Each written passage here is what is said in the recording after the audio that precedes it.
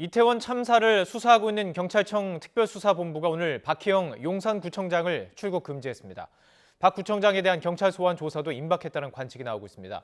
취재기자 연결해서 알아보죠. 안동준 기자. 네, 사회일부입니다. 박 구청장에 대한 새로운 소식 정리해 주시죠.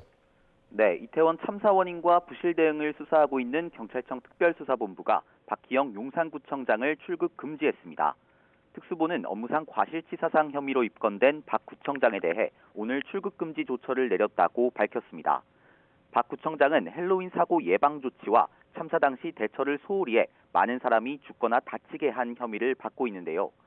특수본은 지난 6일 박 구청장을 입건했습니다. 이태원 참사 수사에 속도를 내는 특수본은 최근 구청장실을 2차례 압수수색했는데요. 어제에 이어 오늘도 용산구청 직원 여러 명을 불러 참고인 조사를 진행하며 용산구를 향한 수사에 특히 초점을 맞추는 모습입니다. 특수본이 박 구청장에 대한 출국금지 조치를 내린 만큼 조만간 박 구청장을 소환해 조사할 거란 관측이 나옵니다.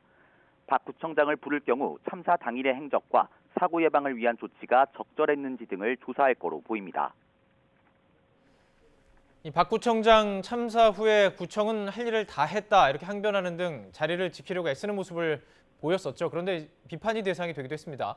자, 참사 당일 행적도 의문이 참 많은데 현장을 둘러봤다 이게 거짓이라는 게 밝혀지고 있죠? 네, 그렇습니다. 용산구청 측은 원래 박 구청장이 참사 당일 저녁 8시 20분쯤 퀴논길로 귀가하면서 참사 현장을 둘러봤는데 문제가 없었다고 했는데요.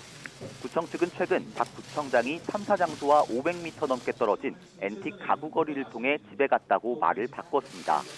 또 구청이 헬로윈에 상황실을 만들었다고 주장했던 건 당직실이었고요.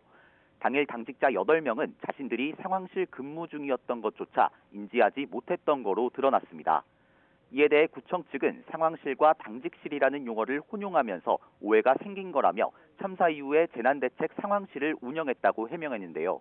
하지만 참사 이후 설치된 상황실은 실종자 신원 확인 관련 문의에 수차례 알 수 없다고 답변한 사실이 드러나 부실 대응 논란도 일고 있습니다. 자, 박 구청장 참사 이후 뚜렷한 행보를 보이지 않고 있는 상황이죠?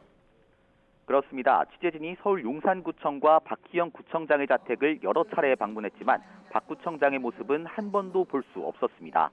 구청 관계자는 박 구청장이 사태 수습을 위해 성산내에서 생활하고 있어 만나기 어려울 거라고 설명했습니다. 박 구청장이 어떤 책임을 질 것인지 명확히 밝히지 않은 채 언론 노출을 피하면서 책임을 회피한다는 비판이 나오고 있습니다.